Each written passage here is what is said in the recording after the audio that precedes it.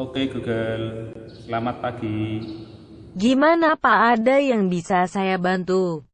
Ini saya mau tanya, katanya Google itu kan apa-apa tahu.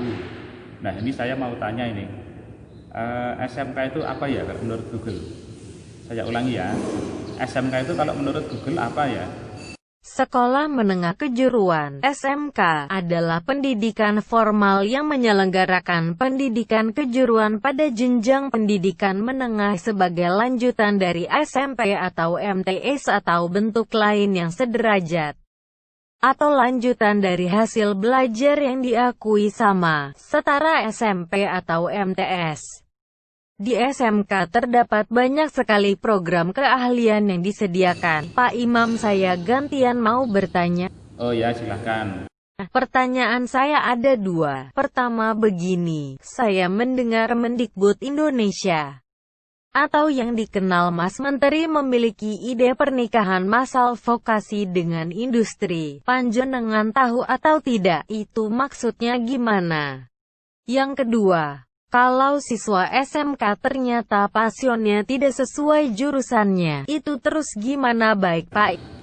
Gini, jadi besok saya ada jadwal pertemuan dengan Mas Menteri, kemudian dengan Pak Dirjen Vokasi sama Pak Direktur SMK. Coba besok saya tanyakan, barangkali nanti ada jawaban yang bisa saya berikan. Pak Imam, terima kasih sudah dibantu mencari jawaban langsung. Soalnya banyak yang tanya ke saya tentang ini. Ya sudah, kalau begitu, saya pamit dulu. Saya mau jemur cucian dulu. Assalamualaikum.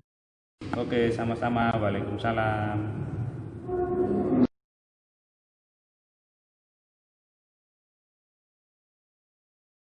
Singkat, pertanyaan kami ada dua hal. Yang pertama berkaitan dengan pernikahan massal. Ini kami tujukan kepada Mas Menteri sekaligus Bapak Dirjen khususnya. Jadi pertengahan tahun 2019 kemarin kami dan beberapa sekolah SMK di Jateng DIY mendatangi, mungkin kalau waktu itu belum pernikahan massal, tapi kami merasakan pernikahan massal di Demak. Jadi kami dipacok dengan beberapa industri yang kami datang tinggal tanda tangan. Apakah kemudian pernikahan massal ini melanjutkan konsep tersebut? Karena mohon maaf kalau itu dilanjutkan, bagi kami kok sepertinya ada sedikit masalah. Jadi kami tanda tangan, tapi sampai hari ini tuh MOU-nya memang tidak kembali. Nah kemudian yang kedua berkaitan dengan siswa yang mungkin bekerja di luar kompetensinya.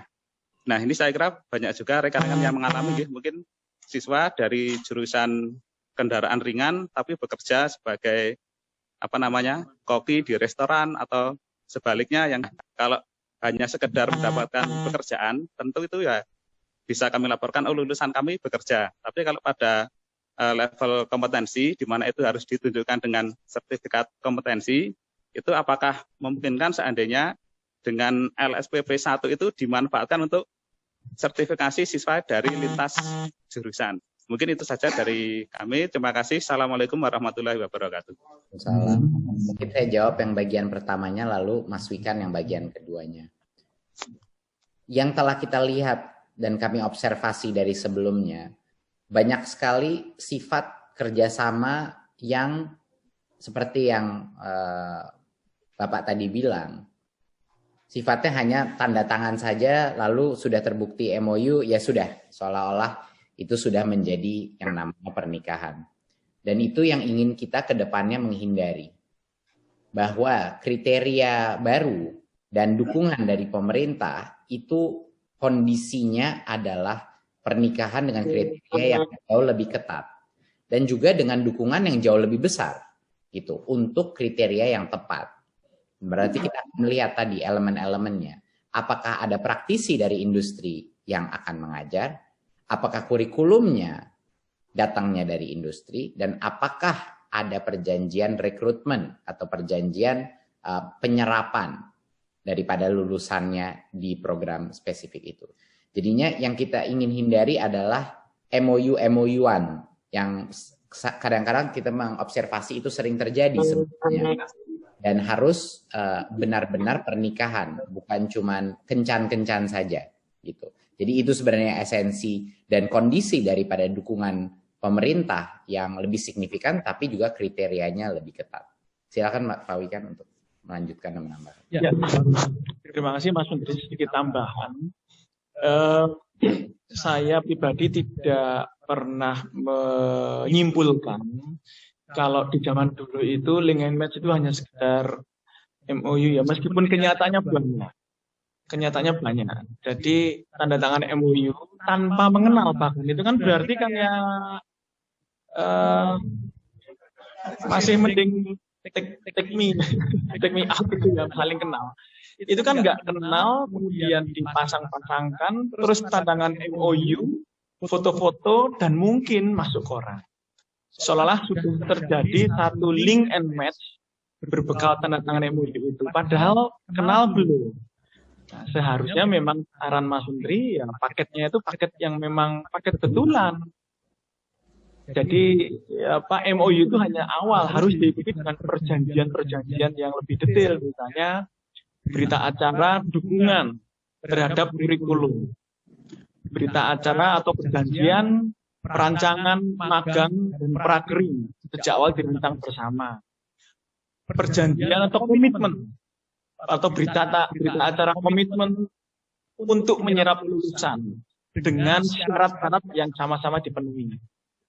Kemudian juga ada lagi uji sertifikat kompetensi. Nah, MOU itu cuma payung. Jangan sampai kita memaknai link and match itu seperti itu lagi. Ini yang oleh Mas Menteri menjadi arahan bahwa link and match itu harus benar-benar diikuti dengan paket-paket tadi itu dengan berbagai macam perjanjian berita acara yang sifatnya adalah win-win. Win-win. Saya yakin dengan Bapak, kalau paket 1, 2, 3 itu dipenuhi, kalau nanti lulus, saya yakin bukannya lulusan SMK yang rebutan pekerjaan, tetapi seperti tadi disampaikan Mas Menteri, pekerjaanlah yang berebut lulusan kita, karena kompeten dan sesuai.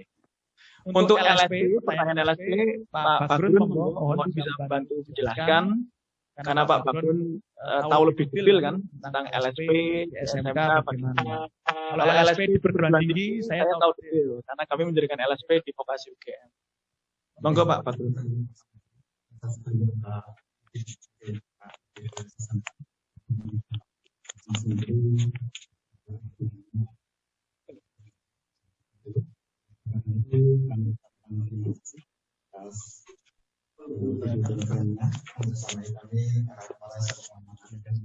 Dan Jawa Tengah juga di Indonesia. Mungkin Mas Menteri berkenan untuk memberikan untuk penutup apabila Mas Menteri ada acara agenda lain jam pukul 10. Ya, terima kasih.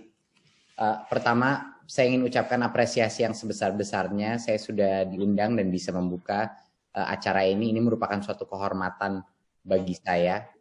Yang mungkin perlu diketahui Bapak Ibu di sini bahwa Pak Presiden sudah sering kali mengingatkan saya dan semua pemimpin-pemimpin di Kemdikbud bahwa kita perlu melakukan gebrakan di bidang SMK di Indonesia untuk meningkatkan relevansi, untuk meningkatkan kualitas, dan juga untuk menunjukkan bahwa pendidikan kejuruan dan keterampilan itu bisa sama bahkan melampaui pendidikan akademis gitu. Jadi harapan saya di akhir beberapa tahun ke depan ini bahwa yang mungkin biasanya lulusan SMA yang mungkin lebih diincar oleh para pekerjaan ataupun perguruan tinggi berikutnya, impian saya adalah untuk anak-anak SMK itu diperebutkan oleh industri. Bahwa anak-anak SMK itu punya keterampilan dan soft skill dan jiwa kewirausahaan yang malah melampaui berbagai macam sekolah yang lebih konvensional dan tradisional. Jadi sebenarnya harapan besar saya adalah SMK-SMK ini karena punya punya kemampuan lebih ya, karena mereka diberikan ruang lebih untuk bisa melakukan berbagai macam kolaborasi dengan pihak luar dibandingkan sekolah yang non SMK. Itu menurut saya kesempatan emas yang jangan kita sia-siakan bersama. Marilah kita mencoba melakukan lompatan, jangan perubahan saja, tapi kita melakukan lompatan yang dramatis, yang bisa terlihat oleh masyarakat untuk keterampilan dan relevansi masa depan anak bangsa kita. Terima kasih. Wassalamualaikum warahmatullahi wabarakatuh. Karir seorang kita juga gagal. Maka selalu saya katakan bahwa mendidik itu kita mempersiapkan anak-anak kita berkembang sesuai dengan zaman. Kita tidak bisa memaksa. Pekerjaan itu juga tidak bisa memaksa. Ya. Tapi kita harus mendidik bahwa itu tadi soft skill tadi yang utama yang harus kita kembangkan.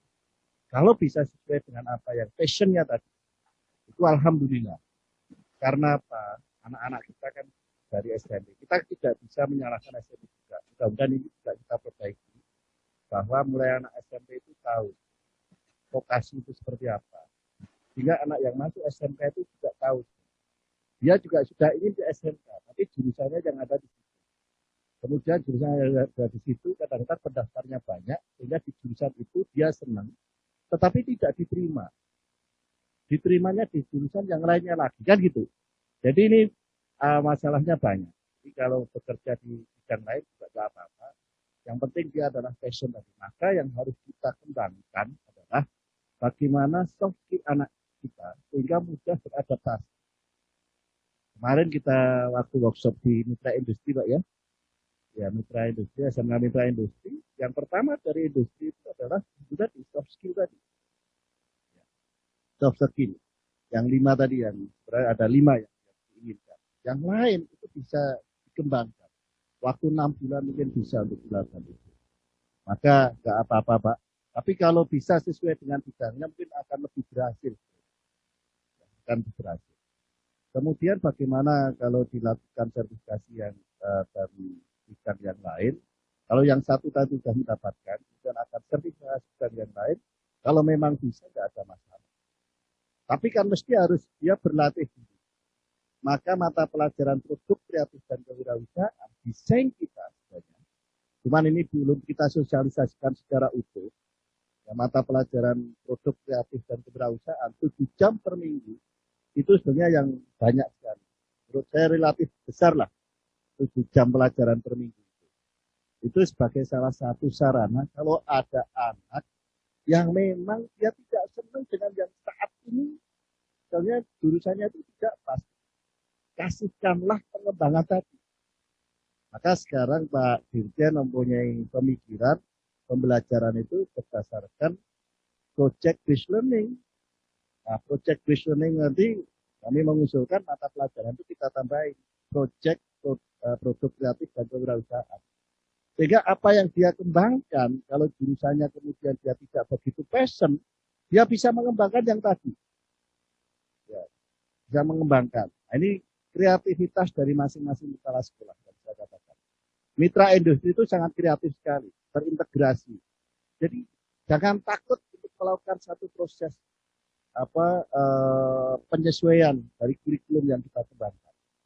Itu sudah selalu kami sampaikan. Sekolah yang baik ternyata yang berani untuk melakukan itu. Sekolah yang kurang baik pasti tidak berani untuk melakukan itu. Karena sudah takut dulu dengan pengawas. Tapi pengawas setahun yang lalu 550 pengawas kan kita latih. Kita ajak kunjungan ke Kudus bahwa ada proses perubahan dalam menyusun kurikulum dan lain-lain. Mulai banyak berubah pengawas SMK yang ada. Jadi menurut saya itu yang silahkan saja Pak kembangkan, tambahin materi yang lain, malah kami mengusulkan ke Pak Dirjen, tapi masih mengusulkan ini.